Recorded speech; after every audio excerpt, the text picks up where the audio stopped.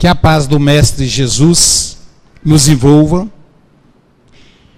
que os benfeitores espirituais, a equipe amiga, querida, do nosso João, o João que tanto amou Jesus, que quis voltar para viver cada momento do que ele aprendera com o Mestre. E nasceu no século XII da nossa era, com o nome de João novamente. Só que dessa vez, João Francisco, mais conhecido como Francisco, da cidade de Assis, da Itália. Então que esse benfeitor maior, que a equipe amorosa de Francisco, mais conhecido como Pai Francisco, nos seus últimos anos de existência física na Terra, que esse benfeitor possa nos inspirar, fazendo-nos instrumento da orientação do mundo maior para cada um de nós. No Espiritismo nós não temos sacerdotes. Todos nós somos estudiosos da doutrina espírita. Então, por isso nos colocamos como intermediário do mundo maior, porque nós também precisamos aprender. Os ouvidos mais perto da minha boca são os meus. Então vocês têm a caridade de me permitir falar para mim mesmo.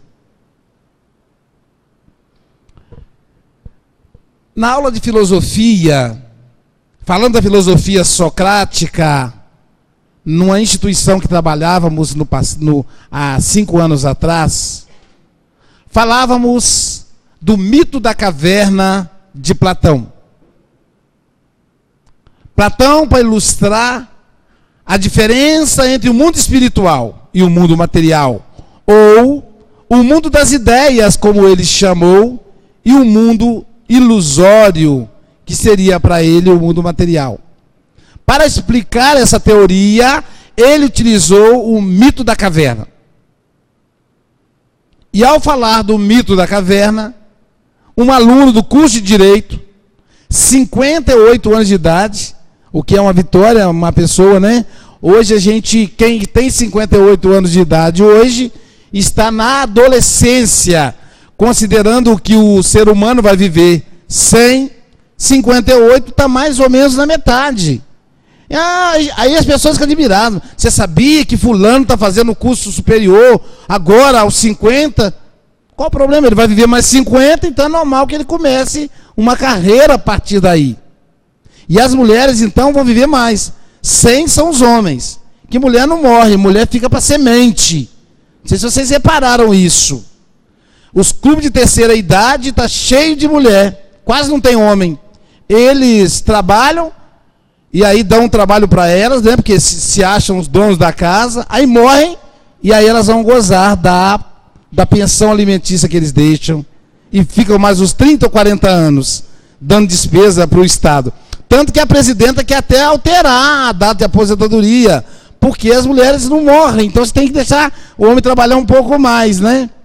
Elas realmente vivem mais, podem fazer pesquisa nos grupos. O meu pai e minha mãe frequentam 2 clubes de terceira idade, um em Guarapari e outro em Muriaé, Minas Gerais, e a minha mãe passa o mal dobrado, porque quando ela chega lá, meu pai é quase único no meio daquela mulherada, né? Tudo viúva, tudo bem cuidadinha, caminha na praia, faz lipoaspiração, etc., estica aqui e ali, e elas ficam bonitas, né? Se for espírita, fica mais ainda, porque as alterações físicas acrescentam-se a alteração moral, fazendo o bem. Então, esse amigo estava com 58 anos fazendo o curso de Direito. E ao contar o mito da caverna, ele se identificou com o mito da caverna.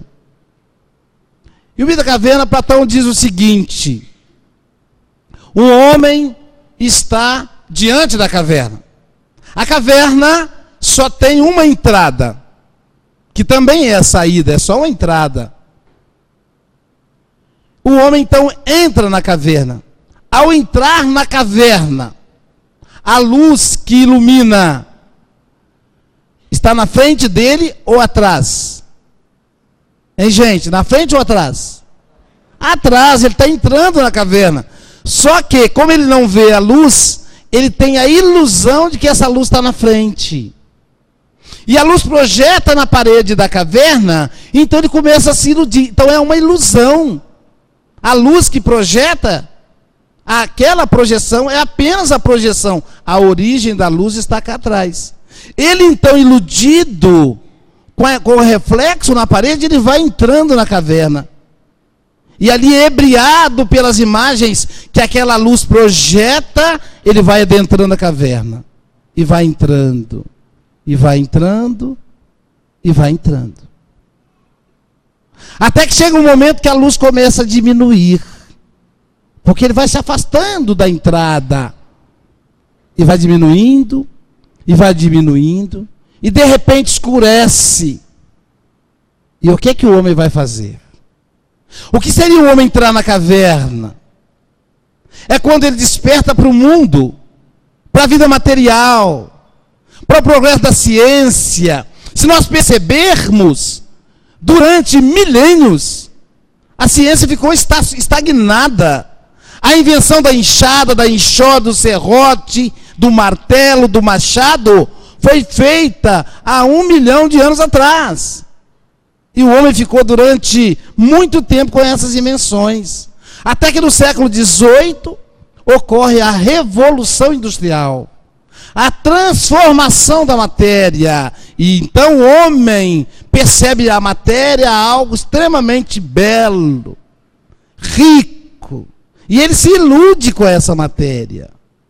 E aí a necessidade de comprar um automóvel, de comprar uma casa nova, de ter uma boa conta bancária, de ter um emprego com estabilidade, ele vai em busca dessas riquezas, que são frágeis, desses tesouros que são falsos. Ele vai perceber mais tarde que tudo é ilusão, diz Platão, tudo é ilusão, porque o mundo verdadeiro, diz o mestre discípulo de Sócrates, e um dos organizadores da doutrina espírita, está lá no livro dos Espíritos, assina Sócrates, Platão, Aristóteles, João Evangelista, o Francisco, o nosso Francisco de Assis é um dos organizadores da codificação kardeciana. Só que lá ele assina como João Evangelista, é o mesmo espírito. Então Platão vai dizer que é um mundo ilusório. Mas o que mais incomoda nessa ilusão é que ela nos deixa inquieto. Porque a matéria é perecível. A matéria, ela não é permanente. Ela escapa da nossa mão como se a gente apertasse manteiga e escapasse pelos dedos. Aquele automóvel pela qual sonhei em comprar durante 5 anos, acontece um acidente, eu esqueci de renovar o seguro e eu perco ele. A saúde que eu considero meu bem maior, de repente eu tenho que ir às pressas para o hospital. O filho que é o meu maior tesouro, de repente chega a hora dele partir para a vida espiritual. São tesouros falsos. São tesouros que nos deixam inquietos. Então nós nos tornamos pessoas inquietas, agitadas. Eu tenho uma aluna do curso de Direito que ela diz assim: professor, eu detesto o silêncio. O silêncio grita no meu ouvido. Eu quando chego em casa, eu moro sozinha, porque estou estudando aqui na faculdade. Quando chego no meu apartamento, eu corro, ligo a televisão, ligo o aparelho de som e mais alguma coisa para fazer barulho, porque eu fico agoniada de ficar no silêncio.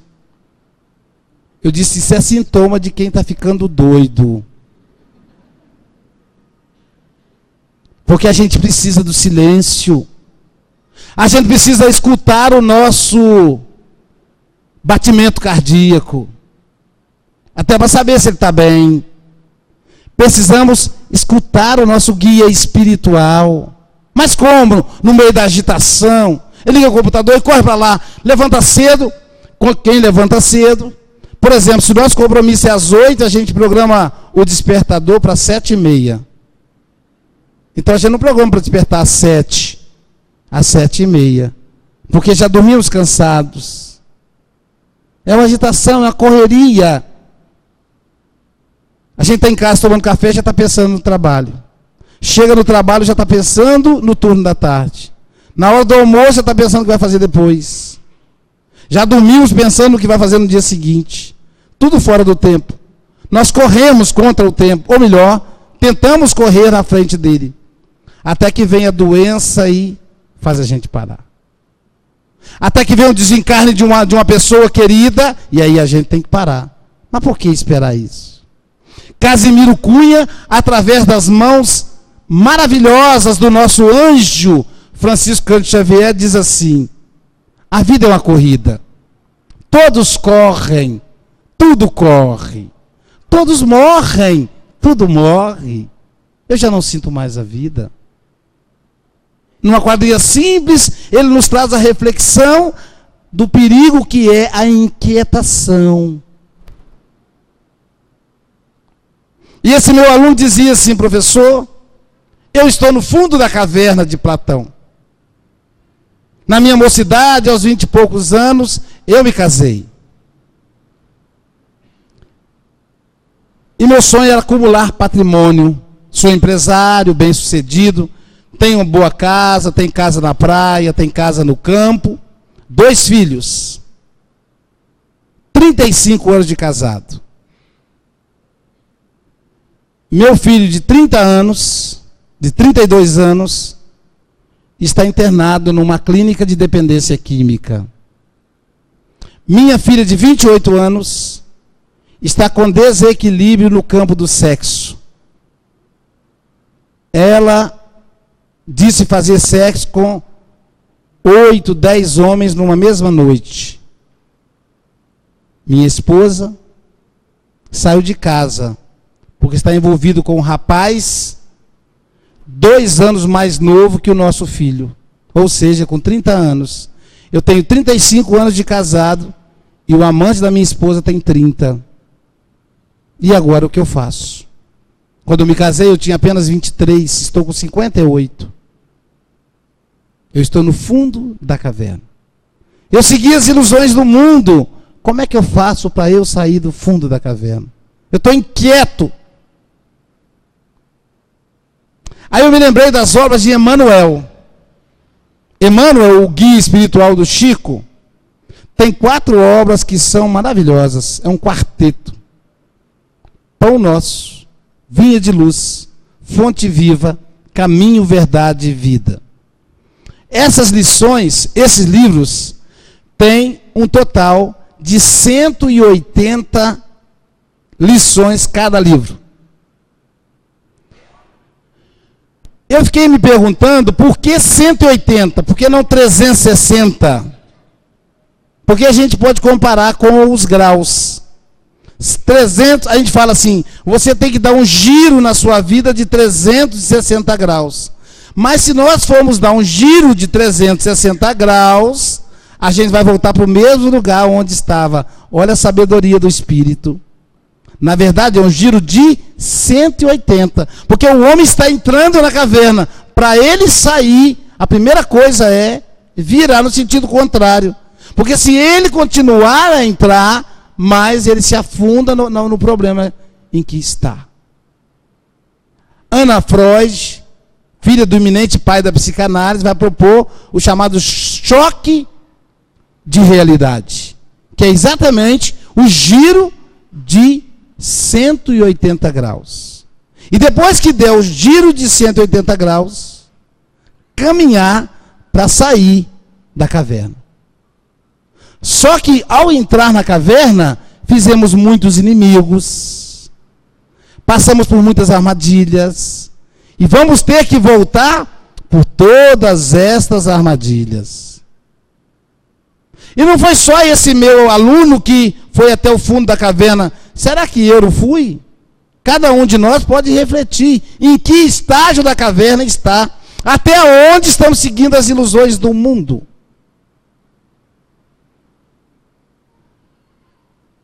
É só a gente lembrar do apóstolo Paulo. Antes dele ser o apóstolo Paulo, ele era o grande doutor da lei, Saulo. Toda vez que a gente se acha grande, é o doutor, é o palestrante famoso, é o grande escritor, é um perigo, porque a gente geralmente está no fundo da caverna. O bom é a gente se achar pequeno. Chico Xavier recebia 4.000 pessoas por dia. E diziam, esse é o grande médium. Ele dizia, não, eu sou pequeno. Eu quero ser do jeito que as pessoas me veem. É um estímulo para que eu seja no futuro. Do Francisco, eu sou o Cisco. Sabedoria. A humildade reside exatamente nesse aspecto. Porque quando eu me acho grande, eu não tenho mais aonde crescer. Aí eu tenho que crescer rebaixando. Quando eu me acho pequeno, eu posso crescer. É a consciência da própria sabedoria. Da própria pequenez, melhor dizendo. Então é necessário, ao sair da caverna, passo por passo. E Saulo, doutor da lei, era o doutor da lei. Mandava apedrejar cristãos. Perseguia-os. Levou à morte o próprio cunhado. Lógico que ele não sabia. São as armadilhas da vida. E por isso, perdeu o seu grande amor, que desencarnou de desgosto por ver o irmão apedrejado até a morte. Naquele momento de angústia, de dor, de perceber que todas aquelas riquezas eram perecíveis, Saulo encontra com Jesus. Aquela luz imensa à frente dele, ele cai do cavalo. E é assim mesmo. Quando nós encontramos o Cristo, a gente tem que cair do cavalo, porque se não cair, a gente passa por cima dele.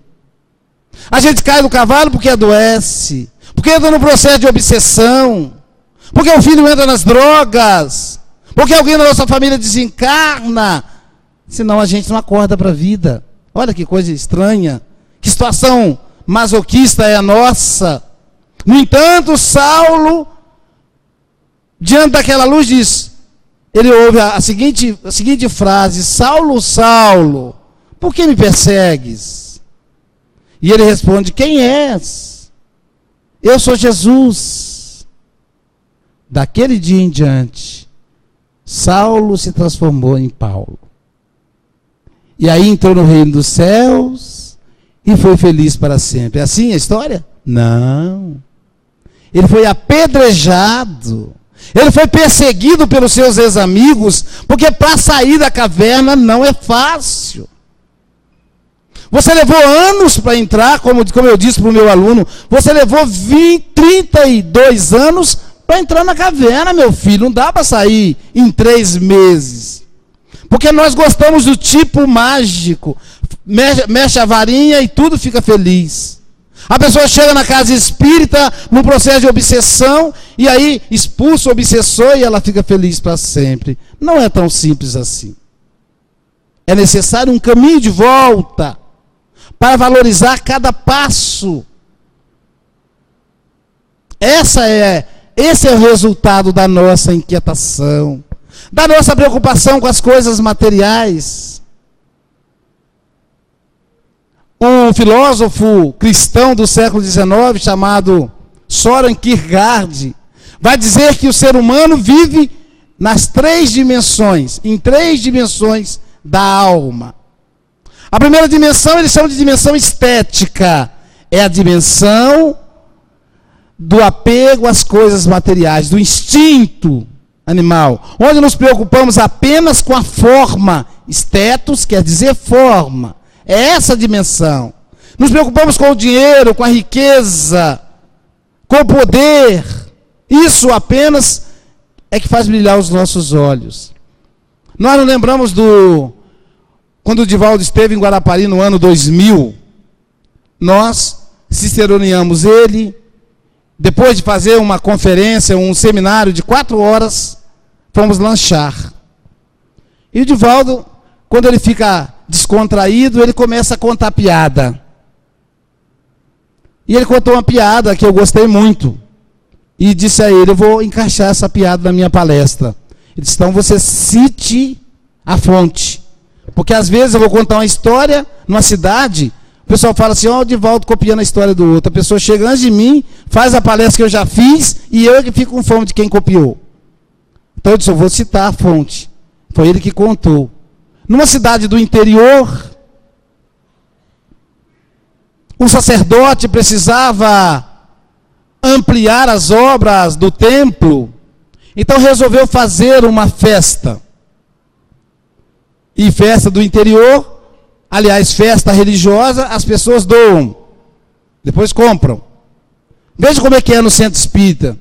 A gente faz um festival de tortas, a gente faz a torta e doa. Depois vai lá e compra a mesma torta que a gente doou. Depois, se sobrar, a gente compra o resto da torta que a gente doou. Olha como é que nós somos doidos, é coisa de gente doida, porque não dá logo dinheiro. Mas a gente gosta de fazer essa movimentação. Então, não é só no espiritismo que temos isso, em outras religiões também. Então, fizeram essa festa. E uma das doações da festa foi um potro, um filhote de cavalo. E o sacerdote, então, resolveu não vender o potro. Ficou com ele, se afeiçoou ao animal. E o potro cresceu ali em torno do templo, em torno da igreja. Só que ele não entendia de animal, como eu também não entendo.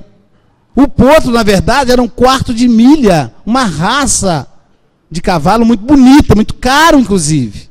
E ficou aquele cavalão bonitão, pastando em volta do templo religioso. Estava acontecendo um culto, quando um fazendeiro da região, sentado, olhou pela janela, o templo devia ter muitas janelas igual aqui, olhou pela janela e viu o cavalo pastando. Em vez dele prestar atenção no culto, ele perguntou para o vizinho, de quem é aquele cavalo? Aí o vizinho que está sentado lá dele disse, eu acho que é do sacerdote, é aqui da igreja. Aí terminou o culto. Como ele estava na primeira fase, nessa fase da estética, ele então procurou o sacerdote e disse, quanto é que o senhor quer no cavalo? O sacerdote disse, não, esse animal não está à venda. Ele é meu companheiro aqui da igreja. Olha, nesse mundo não existe nada que não tenha um preço. Eu estou dizendo, bota o preço que eu pago. Algumas pessoas pensam assim.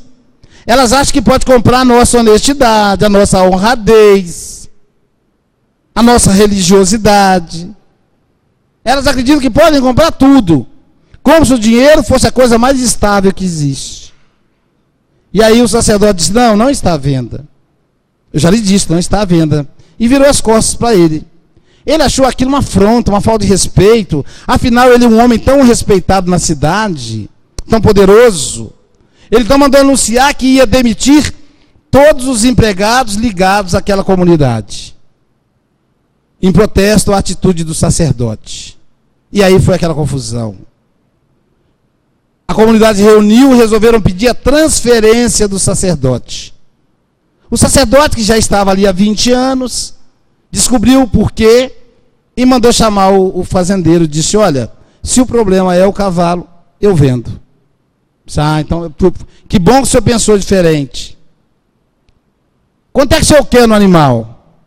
Ele disse, dá aí o que o senhor quiser. Magoado, sentido, falou assim. E o insensível fazendeiro disse, bom, o animal é um animal de raça, ele tem um preço bom, então, pode pedir. Não, se eu quiser. Então eu vou fazer uma reforma geral na igreja, tá bom? Tá bom. Eu só vou lhe pedir uma coisa, disse o sacerdote para o fazendeiro. Ele disse, pode pedir, ele, com a consciência pesada, atenderia tudo que o sacerdote pedisse. Disse, o senhor não bata nesse animal. Disse, mas como é que eu vou andar no cavalo sem bater nele? Ele falou, não, esse cavalo ele obedece a comandos, ele é ensinado. Se o senhor quiser que ele ande, o senhor monta nele, que ele é manso, monta nele, e vai no pé do ouvido dele e fala baixinho, graças a Deus, que ele começa a andar. Se o senhor quiser que ele marche, é só o senhor apertar a voz, dizer mais forte, graças a Deus, ele vai marchar igual o cavalo em parada militar no Rio de Janeiro, no dia 7 de setembro. E se o senhor quiser que ele corra, é só o senhor gritar, graças a Deus. E aí o cavalo vai correr. Para parar, o senhor fala, aleluia, e o cavalo para. Falou, oh, um cavalo religioso. Será que é verdade? O fazendeiro pensou. Ele montou então no cavalo e disse, graças a Deus. E o cavalo começou a andar. Falou, oh, funciona. Aí ele, vamos ver se ele marcha. Apertou a voz, graças a Deus. E o cavalo começou a marchar bonito, que o quarto de mira marcha bonito. E aí ele gritou, graças a Deus. E o cavalo disparou. Aí ele disse, como é que para agora? Ele disse, em nome de Jesus. E o cavalo continuava correndo. É o Senhor. E o cavalo continuava correndo. Viva Jesus. O cavalo continuava correndo. E ao final dessa pista tinha um despenhadeiro, um precipício. Que se ele caísse ali, talvez não sobrasse nem o perispírito dele. À medida que o cavalo foi aproximando do precipício, ele foi percebendo que toda a riqueza que ele tinha, ela não tinha validade nenhuma ali. Fez uma reflexão, passou aquele filme da vida à frente dele. E ele, desesperado, lembrou-se do sacerdote. Disse, como é que é mesmo que eu faço para parar? E de longe o sacerdote gritou, fala aleluia. E o cavalo correu, estava na beira do precipício, e ele falou, aleluia, o cavalo parou. Ele disse, graças a Deus.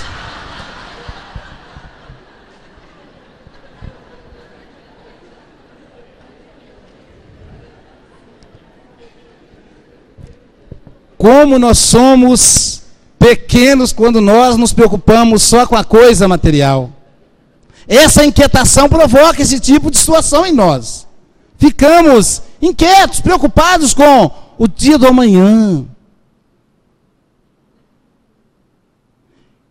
Allan Kardec pergunta, qual é o modelo e guia da humanidade? No Livro dos Espíritos, questão 625. É a menor resposta do livro das 1019 perguntas. Melhor 1018, porque falta 1011. Das 1018 questões, é a menor resposta. Qual é o modelo e guia da humanidade? E a resposta é Jesus. O que é que Jesus vai dizer para nós com relação à nossa inquietação? Ele diz assim, não vos preocupeis com o dia do amanhã. A cada dia basta o seu mal. Mateus 14, 19. Observe os pássaros dos céus. Eles não fiam, não ceifam. Os pássaros não ceifam. E vosso Pai Celestial não os deixa morrer de fome. Isso é uma orientação psicológica com relação à nossa correria no dia a dia. E aí continua Jesus. Observe o lírio nos campos. O lírio, que é uma flor linda, nasce no paú, nasce no lodaçal, nasce na podridão e se torna aquela flor linda. E Jesus continua dizendo, nem mesmo Salomão, em toda a sua glória, se vestiu como lírio. Por que ele cita Salomão? Olha o conhecimento de Jesus acerca da vida, da história judaica. É que Salomão era famoso por duas coisas. Pelas suas vestes e pela grande quantidade de mulher que tinha. Não, na verdade, por três motivos. Também pela justiça. Tem uma história de Salomão, que todos devem conhecer, eu só vou repetir, que duas mulheres que participavam da tribo tiveram filhos no mesmo dia. Um morreu durante a noite. A mãe do filho morto foi quietinha, pegou o filho dela, botou perto da outra e tirou o filho da outra e botou perto dela. Afinal, o neném é tudo igual. Essa era a visão dela. A mãe, quando acordou, viu a criança morta, olhou e viu que não era filho dela. E saiu procurando. E encontrou no leito da outra. E disse, esse filho é meu.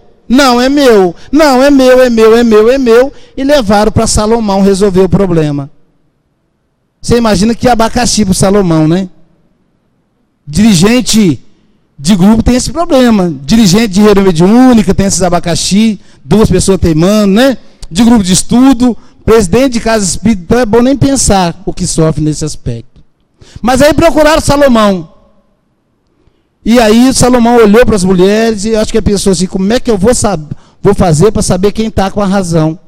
Que ambas brigavam pela criança viva e nenhuma das duas queria a criança morta. Ele disse, é simples. Eu vou resolver esse negócio, é agora. Esse é agora por minha conta. Ele não disse assim, não. Traga essa criança e colocar a criança, traga-me um facão bem amolado. E disse, é fácil. Eu vou cortar no meio, um fica com a cabeça, a outra fica com a perna. Qual das duas que é a cabeça? A mãe verdadeira disse, não, não, não. Se é para matar meu filho, eu prefiro que ele cresça com ela. Salomão, não, esse é você que é a mãe. E entregou o filho para ela. A outra ficou esperando cortar, pode cortar, né, dela mesmo, né? Mas a mãe verdadeira disse, não, não corta. Então Salomão era conhecido pela justiça. Ele era justo com os outros, mas não era com as esposas, porque ele tinha 700 esposas, fora as concubinas, fora as amantes. Como é que a pessoa dá conta de tanta amante? Eu não dou conta de uma esposa, ele tinha 700. É um herói. Mas, brincadeiras à parte, era a cultura da época. Salomão era conhecido por se vestir muito bem. E Jesus disse, nem mesmo Salomão se vestiu como os lírios.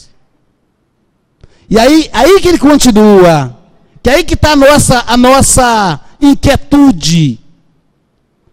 Não vos preocupeis com o dia do amanhã. A cada dia basta o seu mal. Como diz os budistas, comer quando for comer, beber quando for beber, dormir quando for dormir. Aí a gente que é ocidental pensa assim, mas gente, mas que frase mais imbecil? Ué, eu como quando é para comer, bebo quando é para beber e durmo quando é para dormir. Não. A gente come trabalhando. Dorme comendo. Tem aqueles sonhos comendo aquele churrasco, aquele frango com quiabo. Qual é a comida típica aqui de São Paulo, daqui de São José do Rio Preto? Qual é a comida típica daqui? Hã, gente? É o frango mesmo? Hã? É o churrasco. Aí sonha com aquele churrasco. No dia seguinte ele vai trabalhar. Aí quando ele arma o churrasco, ele está pensando no serviço do dia seguinte. Tudo fora do tempo. Isso é inquietação. É isso que Jesus diz, não vos preocupeis com o dia da manhã. Cada dia basta o seu mal. Deixa o mal de amanhã para amanhã. Viva hoje. Com intensidade. Curta a sua família. Veja, a família é algo nobre. O companheiro anunciou que esse homem é um corajoso porque teve 5 filhos. Não, foi fácil. E eles cresceram rápido.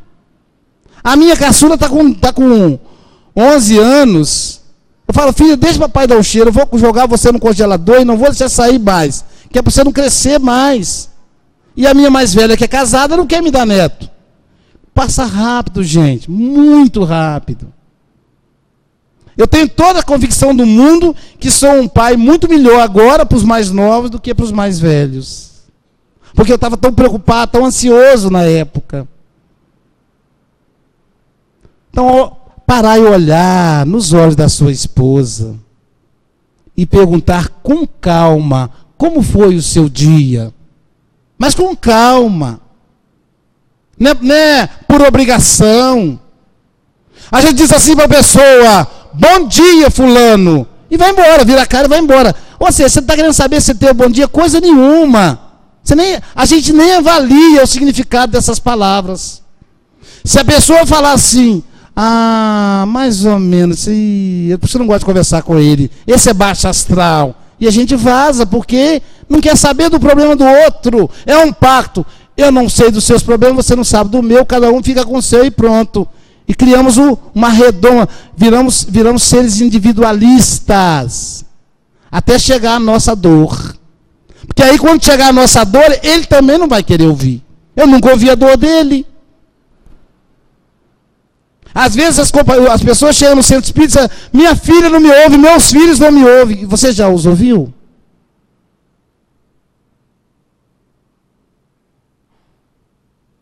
Então viver, comer quando tiver que comer, beber quando tiver que beber.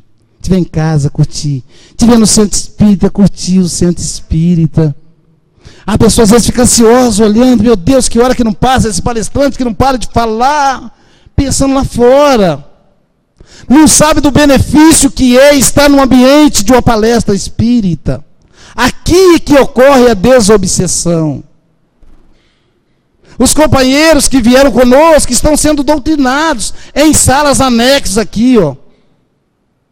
São mais de 10.000 que estão aqui em volta da gente. A gente não tem noção.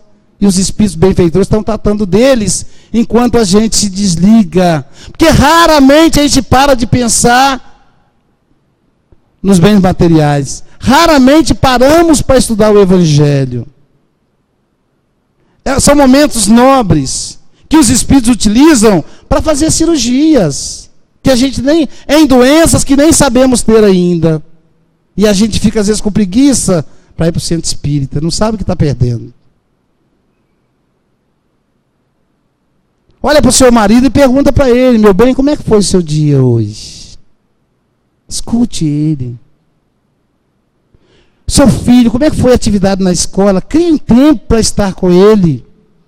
Às vezes os pais falam, eu não consigo falar com meu filho. É problema de crise de geração? Não, é falta de hábito. Porque isso de ter começado pequenininho. Não é depois de adolescente que ele vai te falar.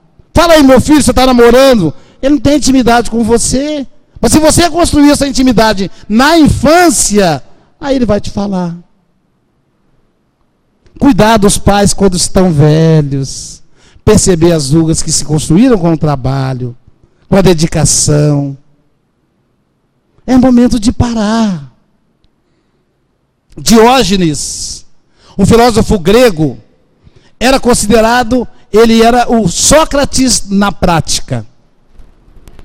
Ele fazia parte dos cínicos. Só que cinismo em grego quer dizer aquele que é desapegado da riqueza. Cínico vem de quínico, quer dizer cão, cachorro. Ser cínico na Grécia significava viver como cachorro. Ou seja, desapegado dos bens terrenos. Diógenes, está no livro Terapêutica do Perdão, Diógenes, o único patrimônio que ele tinha era uma canequinha que ele carregava pendurado no pescoço. Só. Morava num barril cedido por um comerciante. Era só aquela caneca que ele carregava. O único patrimônio dele. Até que um dia, Diógenes viu uma criança bebendo água na bica. A criança baixou, tomou água, fez a mão em forma de conchinha. Ele disse, olha, nem da caneca eu preciso, e jogou fora. Era respeitado em toda a Grécia. Alexandre o Grande, o maior general da história da humanidade, ficou sabendo da história de Diógenes. Era um apaixonado por Diógenes. Era o homem mais poderoso da terra. Alexandre foi procurar Diógenes. Chegando perto do grande filósofo, com a sua cavalaria, muitos generais subordinados a ele, ele diz, quem é Diógenes? E alguém apontou, é aquele ali. Ele então, diante do filósofo, desceu do cavalo, e Diógenes sentado no chão. Alexandre então dirige-se ao filósofo dizendo assim, Diógenes, eu não sei se você sabe, mas eu sou Alexandre da Macedônia, mais conhecido como Alexandre o Grande. Eu sou o homem mais poderoso da terra, sou um admirador seu. Eu te admiro tanto, ô Diógenes, que eu sou capaz de conceder qualquer coisa que você queira. Peça, qualquer coisa que eu te darei. tem o poder para comprar qualquer coisa que você escolher.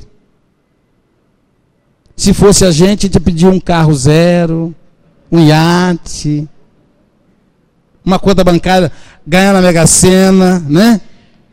Mas Diógenes, olhando para Alexandre, disse assim: posso mesmo? Pode. Então saia da minha frente, você está atrapalhando o sol bater em mim. Todos ficaram assustados, imaginando que Alexandre podia matá-lo. Mas ele não tinha medo de morrer, Diógenes. Alexandre então olhou para ele e disse: você é muito mais sábio do que eu imaginava. Se eu não fosse Alexandre, eu gostaria de ser Diógenes. Diógenes então dizia que para a felicidade, o ser humano deveria fazer duas coisas. Primeiro era o desapego total aos bens terrenos. E para a gente desapego aos bens terrenos, soa muito estranho. Porque parece que é ficar pobre, que é mendigar. A exemplo de Francisco de Assis, o que não teria problema. Desapego aos bens terrenos é não permitir que os bens nos possuam. Porque muitas vezes nós somos possuídos. Imaginamos possuir. E nós não possuímos também. No Evangelho segundo o Espiritismo vai nos dizer que nós somos depositários dos bens materiais. Quem já estudou ciência bancária vai saber que ser depositário é quem guarda temporariamente um bem e não quem é dono dele. Então Diógenes dizia: desapego aos bens terrenos. E a segunda questão era quietação da alma. Quietação da alma. Qual de nós consegue ficar quieto? Parar 10 minutos por dia, quietar. Allan Kardec pergunta aos espíritos qual o meio prático e eficaz que tem o espírito para vencer as suas dificuldades numa mesma vida. Questão 919. A resposta é: um sábio da antiguidade disse: conhece-te a ti mesmo. Era Sócrates. O mestre lionês vai dizer: mas essa frase é muito conhecida e muito profunda. Mas como conhecer a si mesmo? E o Espírito Santo Agostinho, numa página inteira do Livro dos Espíritos, pode conferir, 919A, vai dizer: quando eu era encarnado, todas as noites eu parava e fazia uma revista por tudo que eu tinha feito naquele dia.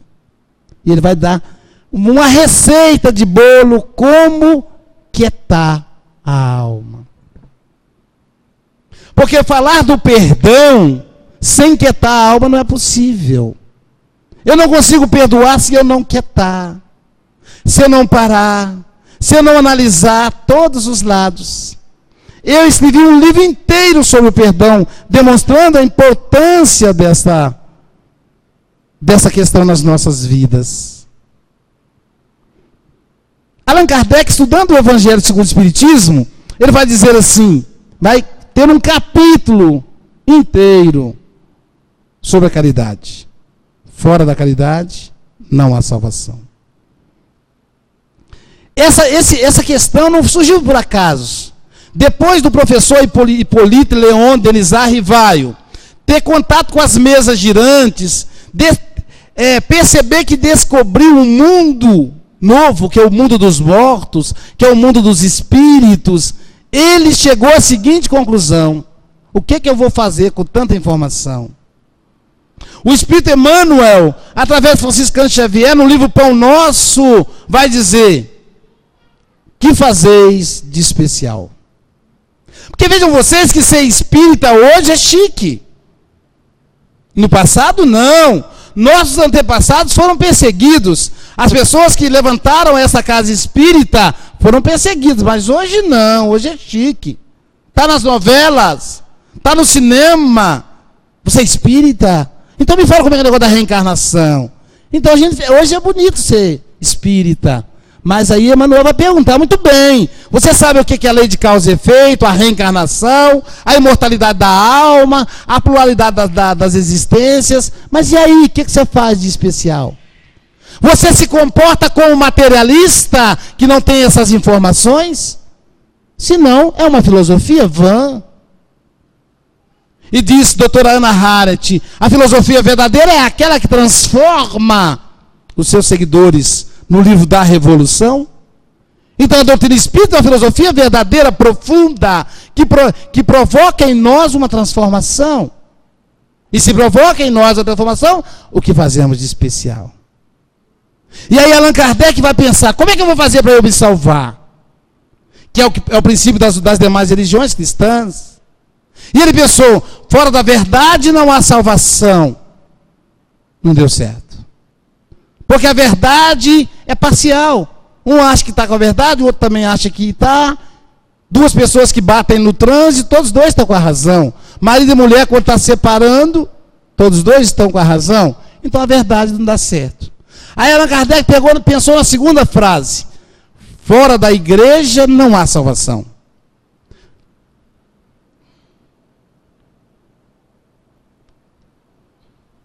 Também essa frase não daria. E ele pensou, por quê? Porque ele dividia, a pessoa dizia, a minha igreja é salva, eu estou salvo, você vai para o inferno. Então não ia dar certo. Ele pensou então na terceira frase, essa eu gostei. Vê se vocês não concordam comigo nessa terceira frase. Fora do espiritismo não há salvação. Vocês não acham legal essa? Eu gostei dessa. Não, gente? Eu achei legal essa. Fora do espiritismo não há salvação. Mas aí, vou contar para vocês aqui um segredo, vocês não contem para ninguém. No livro Obreiros da Vida Eterna, que é um livro de André Luiz que trata só de morte, desencarne, André Luiz vai no umbral resgatar alguns espíritos que estão mergulhados lá na lama do umbral. E aí o espírito explica para ele, ó André, tem cordões vibratórios, cordões de magnético, que eles não conseguem vir até aqui, não fique com medo. Se eles atravessarem o cordão, porque eles já estão transformados para serem levados para o nosso lar. E aí, no meio daquele monte de espírito na lama, lá uma senhora levanta. Ei, André Luiz, eu também fui espírita.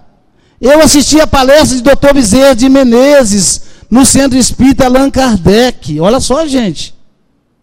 A mulher assistiu a palestra do Dr. Bezerra de Menezes. Um ser iluminado para nós hoje. No Centro Espírita Allan Kardec. E aí eu pergunto a vocês, se ela fez isso, o que ela está fazendo lá no umbral? Hein, gente? Ela não é espírita? O que ela está fazendo no umbral? Então, fora do espiritismo não há salvação, não deu certo. Apesar de eu gostar da frase. Allan Kardec chegou à seguinte frase: fora da caridade não há salvação. Aí deu certo. Quem pode fazer caridade? O rico? Pode. O pobre?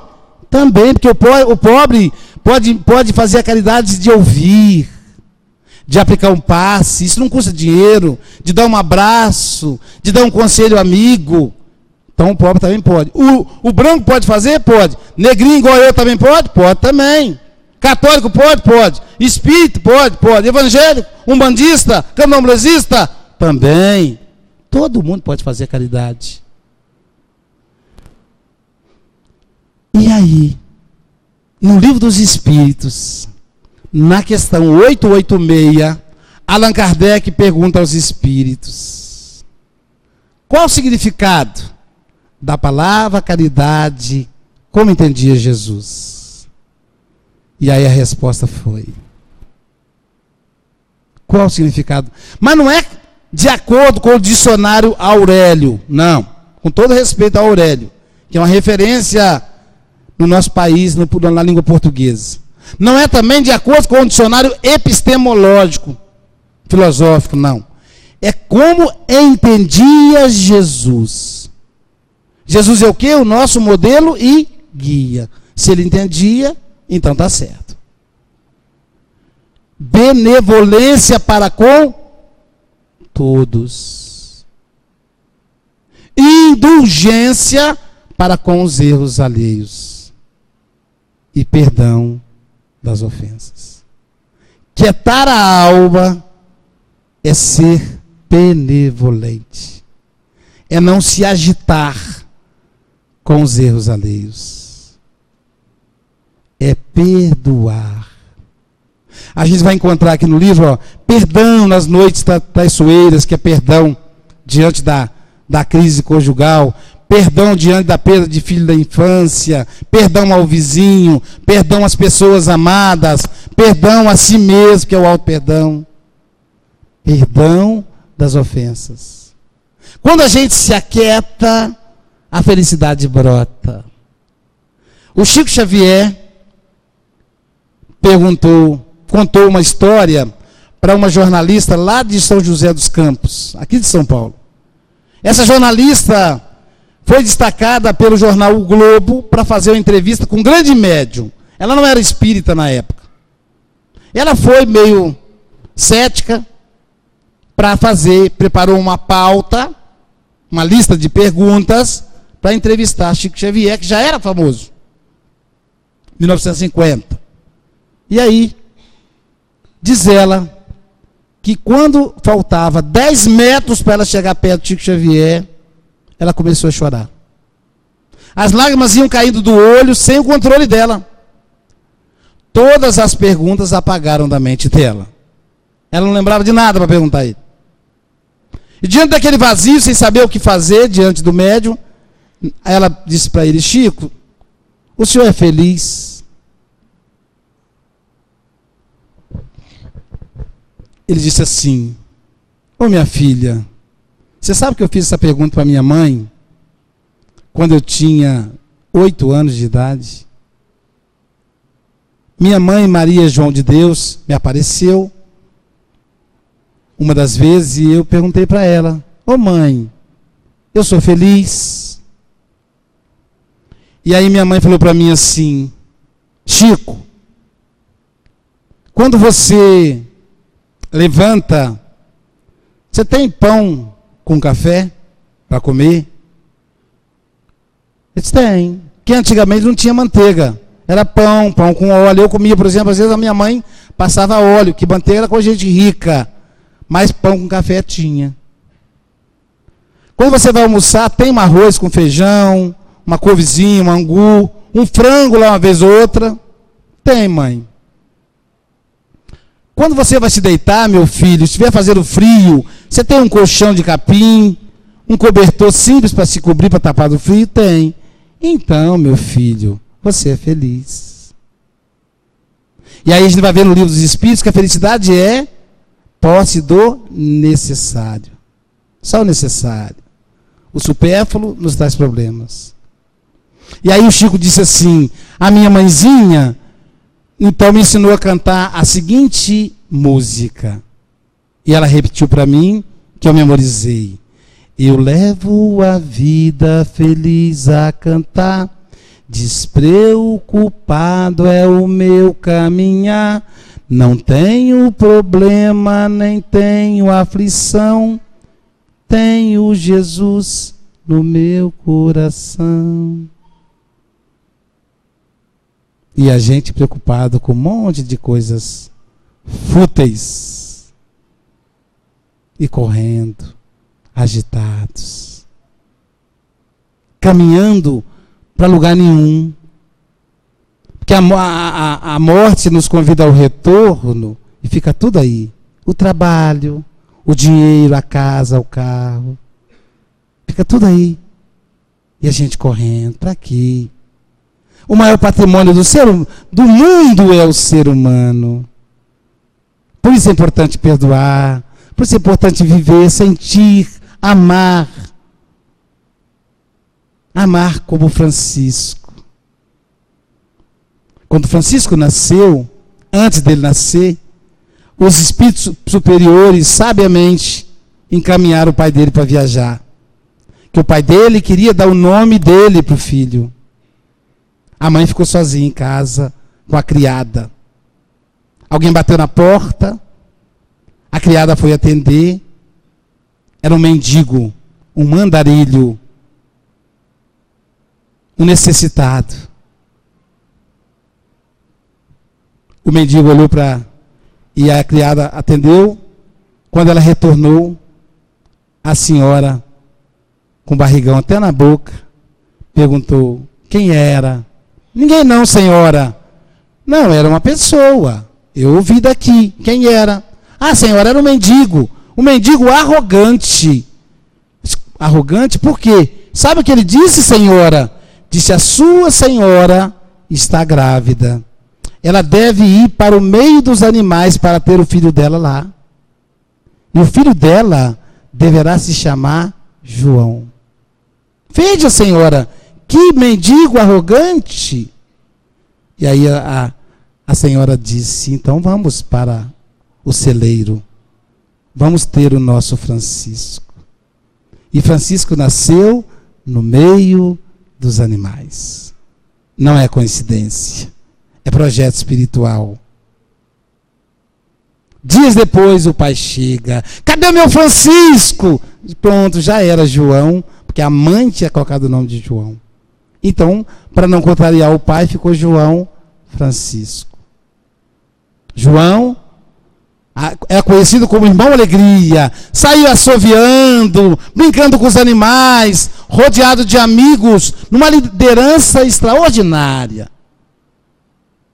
E o pai queria que ele fosse sucessor dele. Ele que era um homem rico, o maior comerciante de Assis. O homem inquieto queria que aquele jovem se tornasse também inquieto. É assim que nós somos. Queremos inquietar o outro. Não nos satisfazemos só com o nosso desequilíbrio. Já viu pessoa em fila de banco? A pessoa desequilibrada, esse caixa não está andando. Olha só, aí vira para trás mexendo com você. Está vendo como é que o caixa está? Olha só, olha que caixa lerdo. Não é possível, a gente paga imposto. Para ver se você desequilibra com ele. Porque afinal, só uma pessoa desequilibrada é pouco. O bom é ser um time. E aí daqui a pouquinho o de trás. Então o pai de Francisco queria que ele ficasse inquieto também. E Francisco andava no meio dos pobres, no meio dos mendigos. E o pai disse para ele: é muito fácil, Francisco. Afinal, tudo que você tem sou eu que dou, é filhinho de papai. Isso é por minha conta, não está na história. Mas seria mais ou menos isso. Até a roupa que você veste fui eu que comprei. Aí Francisco tirou a roupa na hora. Por isso não, pai, está aqui. E olhou próximo a uma venda, esses lugares que vendem de tudo, e viu um saco de arroz vazio. Entrou dentro do saco de arroz, amarrou na cintura, é a roupa dele. E seguiu sua vida. E serviu. A grande beleza de Francisco, o grande desafio de Francisco, era beijar um leproso, um ranceriano. Todos nós temos os nossos desafios. Tem gente que tem medo de espírito. Eu sei que aqui não tem ninguém com esse problema. É só lá no Espírito Santo. Tem espírito que tem... O senhor sabia que tem espírito com medo de espírito? Tem uma dirigente da nossa casa, lá da diretoria. Ela não fica sozinha na casa de espírito, tem medo de espírito. É o desafio dela. Tem gente que não gosta de pobre. Eu tive um trabalhador uma vez, disse: Luiz, pode contar comigo com tudo, menos mexer com pobre.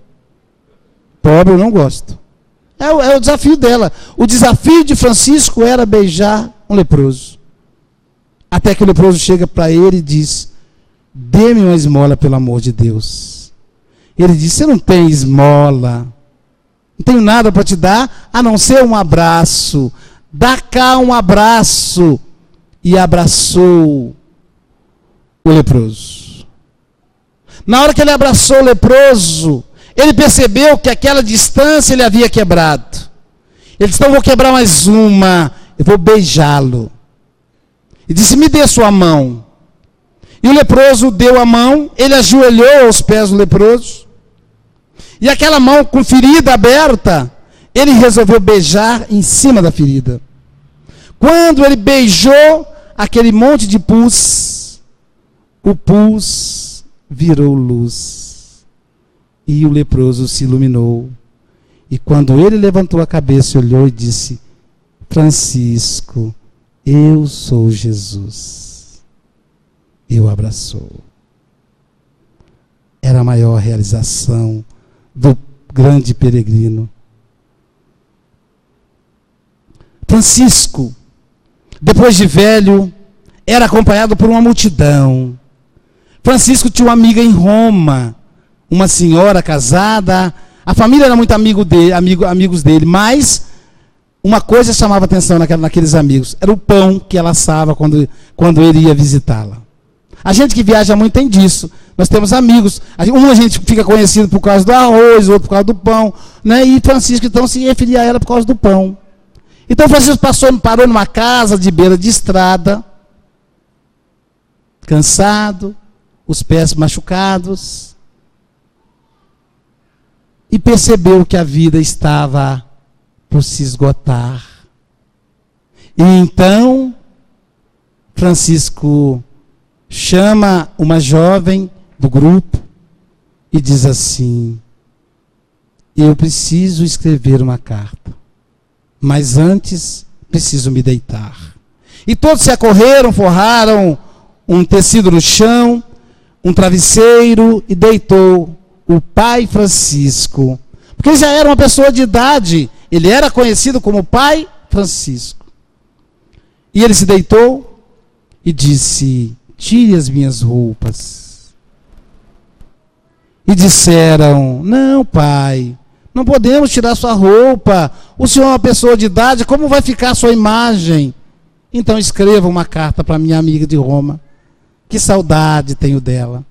E começou a ditar, e a moça começou a escrever: lembra, minha amiga, daqueles pães, que ainda me enche a boca de água de lembrar deles. Eu rogo a Jesus que te proteja, como ao seu marido e aos seus filhos. Com muito carinho, Francisco. Quando a moça terminou de escrever a palavra Francisco, a porta do casebre se abre. Era a amiga de Roma, em meio aos seus 2 filhos rapazes, e trazendo na mão um pão. Veja como são os benfeitores. Percebendo o momento próximo da partida do companheiro, pobrezinho de Assis, intuiu a companheira, a amiga, para que fosse aquele local. Francisco, então, sorrindo, pegou o pão e começou a dividir o pão com todos que estavam ali presentes. Eram dezenas e dezenas. Não se sabe como um pão deu para tanta gente. E aí, a senhora de Roma disse: tira a roupa de Francisco. Ela o conhecia. Com o lençol que trazia na mão, cobriu o corpinho magro do pai Francisco, e por baixo do lençol retiraram toda a roupa dele. E Francisco começou a fazer o Salmo 63. E foi falando o Salmo. À medida que ele foi chegando próximo ao fim daquele cântico, todos que estavam ali presentes perceberam uma grande luz que entrou rapidamente pela janela. Essa luz entrou diretamente no peito de Francisco, como aconteceu com Chico Xavier e foi registrado pelos fotógrafos. Essa luz entrou no peito dele, e do peito saíram 2 luzes, e ouviram o bater de asas. O coração parou de bater. Pai Francisco desencarnou. Começaram a chorar. A mulher de Roma começou a acariciar os pés sofridos do amigo, e o lençol manchou de sangue. Ela subiu a mão um pouquinho, e na região do joelho, novamente sangue. e as palmas das mãos também tinha sangue. O sonho do pobrezinho de Assis era ter as chagas de Jesus. Diz a literatura católica, porque isso é um material católico, não é um material espírita. Diz a literatura católica que Francisco foi o único que a canonização começou no instante da sua morte. Isso já foi considerado pela igreja um milagre. Se no Natal hoje ainda a gente lembra de Jesus, devemos a Francisco, que criou o presépio. Só o presépio para a gente não esquecer de Jesus, a despeito do Papai Noel, da árvore de Natal e tantos outros símbolos que nada tem a ver com Jesus, a não ser o presépio. Então, meus irmãos, fiquemos quietos, calmos. Vamos fazer o exercício da ataraxia, sugerida pelo Diógenes. Ataraxia. Eu vou pedir a todos que fechem os olhos, que fiquem na posição confortável.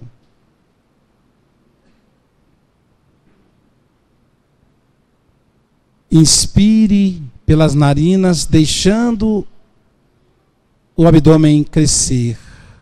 E prenda um pouquinho. Segura 1, 2, 3 e solta. Segunda vez. 1, 2, 3 e solta. Terceira vez. 1, 2 e solta. Relaxe os músculos da testa. Imagine que não tem nenhuma ruga. Relaxe os olhos. Relaxe os músculos do rosto. Isso. Agora, relaxe o couro cabeludo e a nuca. Isso. Relaxe os músculos do pescoço, onde se concentram as tensões. Relaxe. Relaxe os ombros, os braços e as mãos, que parecem anestesiados. Relaxe o abdômen.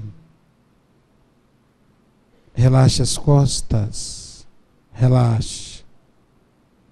Relaxe as pernas e os pés. Agora, enquanto o seu corpo permanece sentado, você vai caminhar comigo até uma cachoeira, até uma mata. Estamos entrando na mata. O cheiro do mato verde, o vento no nosso rosto, e entramos na mata. Os pássaros cantam anunciando a nossa chegada. Agora estamos diante de uma cachoeira. A água bate na pedra, jogando um sereno no nosso rosto. Caminhamos, caminhamos. Estamos diante de um lago. Água calma.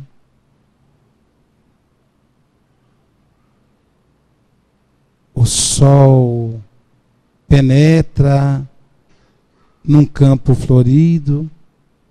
O lago é moldurado por flores amarelas. O sol bate no nosso centro coronário. Atinge o nosso centro cerebral e toda a nossa cabeça se ilumina. É a energia de Jesus. Agora o sol atinge o nosso centro laríngeo e todo o nosso pescoço se ilumina. A nossa fala se acalma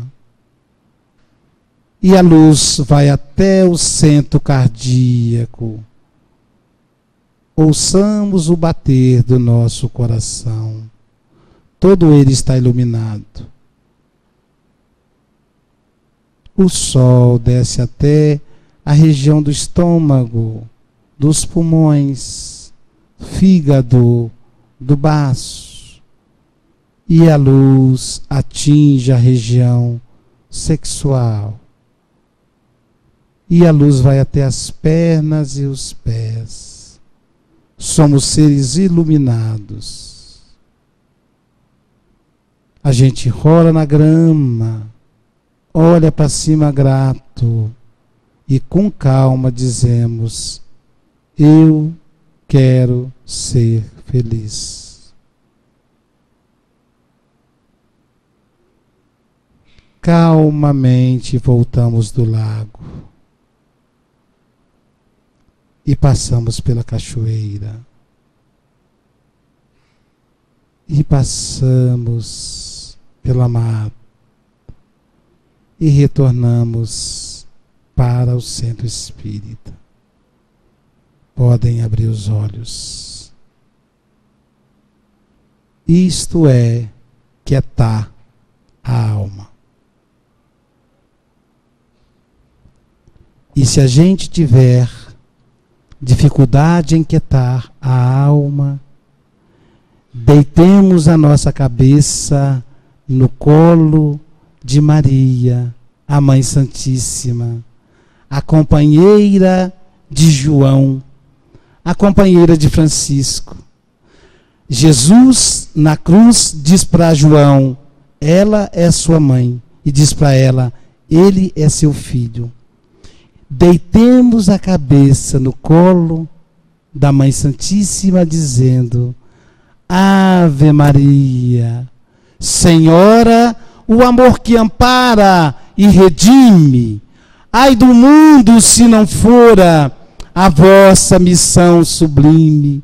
Cheia de graça e bondade, é por vós que conhecemos a eterna revelação da vida em seu dom supremo.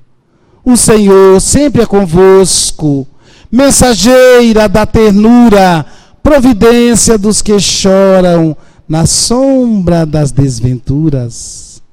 Bendita sois vós, rainha, estrela da humanidade, rosa mística da fé, lírio puro da humildade. Dentre as mulheres sois vós a mãe das mães desvalidas. Mãe, és a nossa porta de esperança, é o anjo de nossas vidas. Bendito o fruto imortal da vossa missão de luz, que é Jesus. Desde a paz da manjedoura ao sonho, além da cruz. E assim seja para sempre. Ó divina soberana, refúgio dos que padecem da cor à luz.